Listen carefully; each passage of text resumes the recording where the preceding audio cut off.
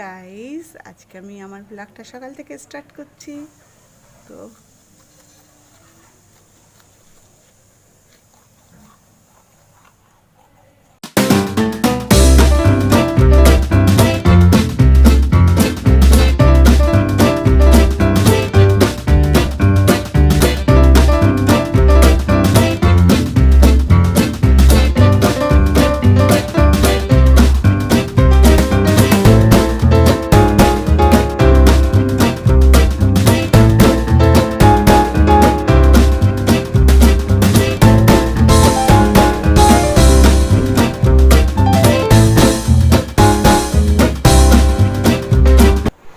Brush trash হয়ে গেছে, এবার টিফিন করব, তারপরে হাজব্যান্ড বাজারে যাবে। জানি না, মনে হয় আগে বাজারে যাবে, তারপরে রান্না করব।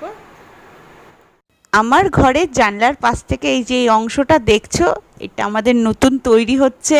এটা আমরা একটা ডাইনিং প্লেস বানাচ্ছি, আর ওই পাশে রান্নাঘর আর একটা টয়লেটও নতুন বানানো হচ্ছে।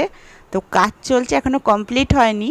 তো ভাবলাম তোমাদের একটু দেখাই, তো জানলা থেকেই দেখাচ্ছি। আর হয়ে গেলে তো পরে তোমাদের পুরোপুরিটা দেখাবই কেমন হলো।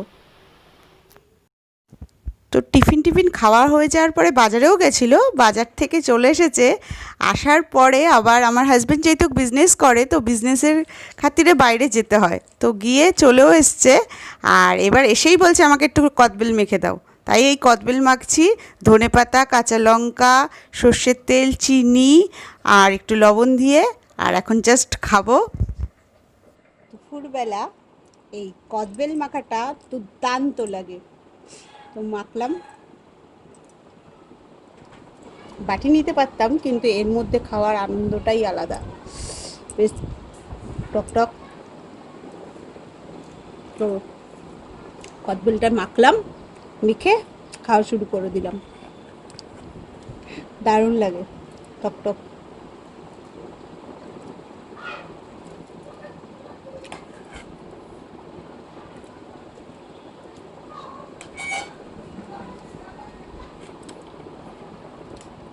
ভালো হয়েছে না? তো আমার রান্নাবান্না কমপ্লিট হয়ে গেছে, স্নানও হয়ে গেছে। তো এখন রান্নাঘরে যাব, তার কারণ হলো বেগুন ভাজবো। আর বেগুন ভাজাটা যেন তোমার হাজব্যান্ড একদম ঠান্ডা খেতে চায় না, যখন মানে খাবে সেই সময় আমাকে ভেজে দিতে হবে, গরম গরম খাবে। আর পুরোটাই সর্ষের তেল দিয়ে, কারণ বলে বেশ টেস্টি লাগে। তো এখন যাব, বেগুনটাকে কেটে মাখিয়ে রাখবো। এইমাত্র জাস্ট আসলো। আর আমাকে কাজের পর কাজ দেবে, জানো একটা, কি বলবো তোমাদের, আমাকে এখন কি কাজ দিয়েছি জানো, দেখাচ্ছি। কি কাজ দিয়েছি আমাকে, মানে আমাকে দিয়ে আর কি করাবে আমি জানি না। নিজেকে আর কি রূপে দেখবো। সত্যি দুর্গাপূজা আসছে তো দশভুজাই বানিয়ে দিচ্ছে আমাকে আমার হাজবেন্ড। কি কাজ দিয়েছি জানো, এই যে বালিশটা শিমুল তুলো। তো একটু তুলো, অনেক দিনের, তো এটা বিয়ের বালিশ, অনেক দিনের, আর নরম হয়ে গেছে। আর এর মধ্যে আর একটু তুলো ভরতে হবে, সেজন্য আর যারা বালিশ বানায় তাদের কাছে নিয়ে যায়নি, নিজে দোকান থেকে গিয়ে তুলো নিয়ে এসছে, নিয়ে এসে বলছে এর মধ্যে ভরে দাও। ভরে দিলে নিজে শোবে আরামে, আর আমাকে দিয়ে খাটাবে। বলো লাস্টে আর কি কাজ করব, দশভুজা বানিয়েই দিয়েছে, তো করি, চলো।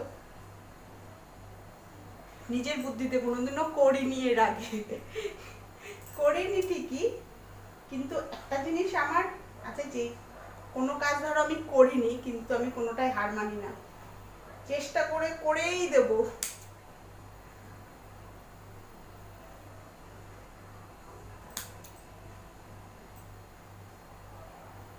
আমাকে যদি কোনো কাজ দেয়, সেই কাজটা আমি করবই। আমি ভাবি কেন অন্যরা পারলে আমি পারবো না কেন, এটা একটা ভাবি, ভেবে চেষ্টা করি। আর চেষ্টা করলে আমি জানি সবটাই হয়ে যায়। হ্যাঁ, এটা দোকানে গিয়ে বা লোক এনে করতে পারতো, আপাতত আর নিয়েও যাচ্ছে না, আর লোকও পাচ্ছে না। হ্যাঁ, একদম দেখতে পাচ্ছে না, কি জানি আসছে না, হয়তো ট্রেন বন্ধ, তো তাই দোকানদার সে যারা এইসব বালিশ টালিশ বানায়, তারা বোধহয় এখন আর আসছে না, আর তাদেরকে দেখাও যাচ্ছে না। তো আবার দোকানে নিয়ে যাবে, তাই নিজেই এই সামান্য ইসের জন্য আর দোকানে নিয়ে যাইনি, বলেছে এখান থেকে খুলে নিয়ে তুমি একটু তুলো করে নিও, সেই কাজটাও করছি। আমাদের দেখাবো কেমন শক্তপোক্ত বানানো। এই যে খুলে নিয়েছি একটা দিক থেকে, হাত ঢোকানোর মতন ভাবে খুলে নিয়ে আবার সেলাই করতে হবে। খুলে নিয়েছি। এবার এটাকে, এটা ওই কি বলে এরকমই প্যাকিং ছিল, সেই অবস্থায় পেয়েছে, কিনে নিয়ে এসছে। শিমুল তুলো, আবার শিমুল তুলো ছাড়া হবে না। ও এর আগে দেখানো হয়েছিল একবার, একটা লোক এসেছিল, তাকে দিয়ে বানানোর জন্য দেওয়া হয়েছিল, কিন্তু সেটা শিমুল তুলো ছিল না, কি কাপাস তুলোর সাথে মিক্স ছিল বলে আমার শাশুড়ি মা বারণ দিয়েছিল যে এটা শিমুল তুলো না, এটা দিয়ে করিস না তোরা, আবার সে জমাট বেঁধে যাবে, তাই জন্য আর ওটা দিয়ে খুলতেও পারছি না, মুখটাই উল্টে গেল। তাও মনে হচ্ছে এরকম একটু ছাড়িয়ে নিতে হয়, আমি আমার মতন করছি।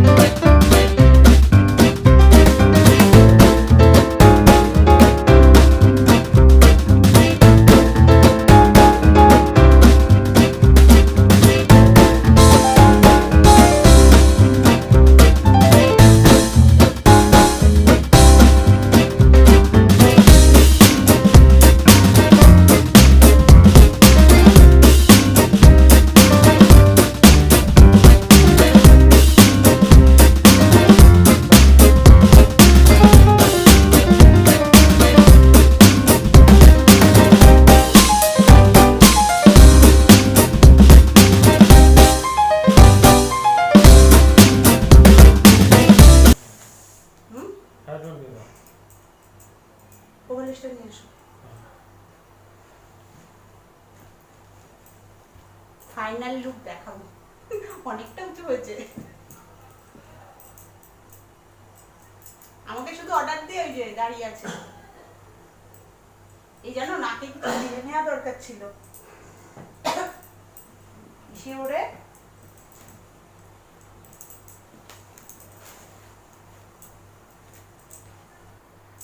দেখো।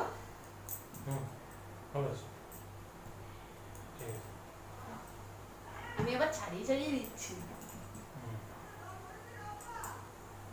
ক্যামেরার ওই পাশে, খালি গায়ে থাকবে গরমে আর ক্যামেরার সামনে আসতে পারবে না। দেখেছো আমার গায়ের অবস্থা? হ্যাঁ স্নান টান কমপ্লিট। দাঁড়াও না, গরমে নিজে দাঁড়াবো না, শুধু গরম। তাহলে পাখাটা ওইদিকে চালাই, তাহলে তোমার গায়ে হাওয়া এসে উঠবে। কি উঠবে? এই যে তুলোগুলো উঠবে। দেয়ালের দিকে মুখ দেওয়া রয়েছে, সেদিকটাই চলো। আর হালকা করে দিক দেখি তো। তুমি একবার ধরে দেখো ঠিক আছে। সুতো দিয়ে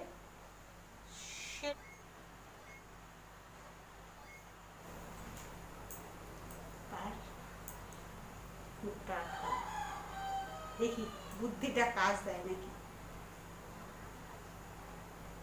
আমি যতদূর দেখেছিলাম, আমার মনে হচ্ছে, তোমাদের জাস্ট দেখাচ্ছি সেলাইয়ের কায়দাটা। আমার মনে হচ্ছে এইভাবে, আমি একটা মোবাইলেই দেখেছিলাম জিন্স সেলাই করতে, আমি সেই পদ্ধতিতে করছি। দিয়ে দেখি হয় কি না, আমি জানি না হবে কি না, দেখেছিলাম এইভাবেই করতে। এবার এদিক আবার এনে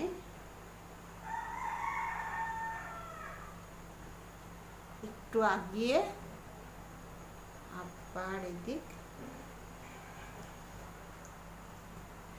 যদি হয়েছে, আমি একবার মোবাইলে দেখেছিলাম জিন্স যদি এরকম সেলাই করা হয় বোঝা যাবে না সেলাইটা ভেতর থেকে কিভাবে করে, সেই কায়দাটা করছি। জানি না হবে কি না, শিখেছিলাম।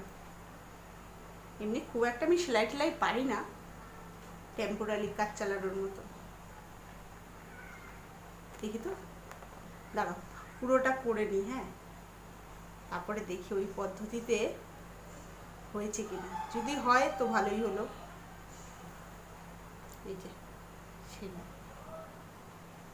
আসলে না আমি না বালিশ বানানো সামনাসামনি দাঁড়িয়ে দাঁড়িয়ে কোনোদিনও দেখিনি। বিয়ের সময় তো অর্ডার দিয়ে দিয়েছিল বাবা, সেই অর্ডার দিয়েছিল ওখান থেকে দিয়ে গেছিলো। আর বাড়িতে যে বালিশ বানাতো বানাতো বানাতো একটু ছোটোবেলায় একটু দাঁড়িয়ে দাঁড়িয়ে দেখতাম, হয়তো তখন অত বুঝতাম না। হবে ওইভাবে জাস্ট, বুঝতে পারছো? আর দেখলে শিখে গেছি, দেখলে কেমন টানলাম, শিখে গেছি। এই তো হয়ে গেছে সেলাই, হ্যাঁ সুপার। এবার আরেকটু পাকাপোক্ত করে দেবো। সত্যি ভালো হয়েছে, ভেতর থেকে সেলাই হয়ে গেছে। আমি ভেবেছিলাম হবে না, হয়েছে। দারুণ দারুণ, নিজেকেই বেশ ভালো লাগছে করতে পেরে। আর একটু টাইট করে দেবো, ভেতরেই তো থাকবে, মুখটা ভালো করে মেরে দেবো। সেলাই বলতে কোনোদিনও হাতে করিনি। স্কুলে রুমাল বানাতে দিত, কি 6 রকমের সেলাই দিয়ে তখন শিখেছিলাম। চেন, রান, ফ্রেঞ্চ নট, তারপরে ভরাট, ডাল, তখন অনেকগুলো সেলাই শিখেছিলাম। তারপরে আর সেলাই তেমন প্রয়োজন পড়েনি, করিও না।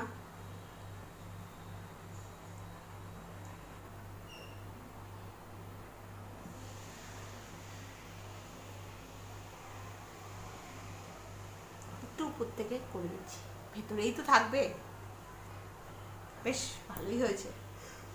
তো দ্বিতীয়বার আবার আমাকে গিয়ে স্নান করে আসতে হলো, একদম গায়ে। অনেকক্ষণ আগে একবার হয়ে গেছিল এইসব করার পরে না, যে এগুলোতে গা চুলকায় বেশ, ওই গায়ে সব তুলোগুলো লেগে গেছিলো। তো একদম আইডিয়া ছিল না এইভাবে লেগে যাবে। এখন তোমরা বলবে আমরা তো জানি, না আমি জানতাম না। এখন দ্বিতীয়বার আবার একটু ফ্রেশ হতে হলো, কি করবো। ও এই যে ফাইনাল লুক নিয়ে চলে এসেছি, দেখেছো? এবার জাস্ট অসম, না সত্যি ভালো হয়েছে, জবদাই হয়েছে। এবার দেখেছো, এবার দুটোই করে নিয়েছি, দেখেছো? ফাইনাল লুক নিয়ে চলে এসেছি।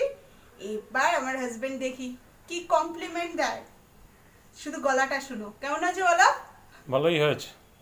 বলেছে ভালোই হয়েছে, যাও। আমারও ভালো লাগছে বেশ। হ্যাঁ সত্যি একটু বালিশগুলো এবার বেশ। তো এবার যাই, বেগুনটা কাটবো, এবার বেগুন ভাজাটা করব, করেই খেতে বসে যাবো। এই কাজটা বড় কাজ ছিল। তো এবার বেগুনটা ভেজে নেব। বেগুনগুলোতে পোকা ছাড়া বেগুন হবে না, বেগুনের এর জন্য কোনো গুণ নেই। একটু চিনি,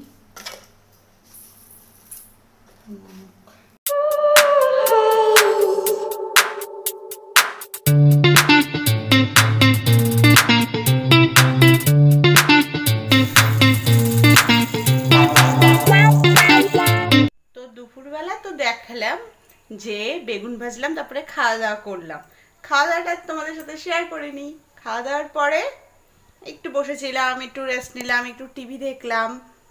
তো টিভি দেখা কমপ্লিট হয়ে গেছে। তো এখন সন্ধ্যাও হয়ে গেছে, এখন একটু বেরোবো। তো আর ভিডিওটা লং করব না। আমার ভিডিওটা যদি তোমাদের দেখে ভালো লাগে তাহলে অবশ্যই লাইক করো, কমেন্ট করো কেমন লাগলো।